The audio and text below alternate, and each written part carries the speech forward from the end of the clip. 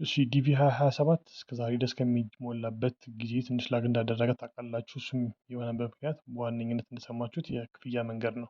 ክፍያ ጌትዌዎች ስላልተስተካከሉ ነው የሚል ነገሮች እየሰማን ነው። አሁን ግን ባለው መረጃ ከአንድ ወር በኋላ መሙላት እንደሚጀምር እየተነገረ ነው ያለው። ስለዚህ እንግዲህ ሰው ያላችሁ በውጪ ጓደኛም ዘመድም ያላችሁ እነሱ እንዲከፍላችሁ ማድረግ ትችላላችሁ። አንዳንድ ዶላር ሌላው የፒቱፒ እና የባይናንስ ባይቢት ላይ ዶላር መግዛትም መሸጥም ስለ ብዙ ሰዎች ሻጮች ስለሌሉ ያንን ጌትዌይ ማግኘት ስለማይቻል ብዙ ሰዎች አይሞሉም በዚህኛው የዲቪ 2027 ላይ። ስለዚህ መሙላት ለምትችሉ ሰዎች ትልቅ ኦፖርቹኒቲ ነው ብለን እናስባለን። ስለዚህ መሙላት የምትችሉ ሰዎች በተሻላችሁ አቅም አሪፍና ትክክለኛውን ኢንፎርሜሽን ብትሞሉ ጥሩ ነው በዚህ ጊዜ።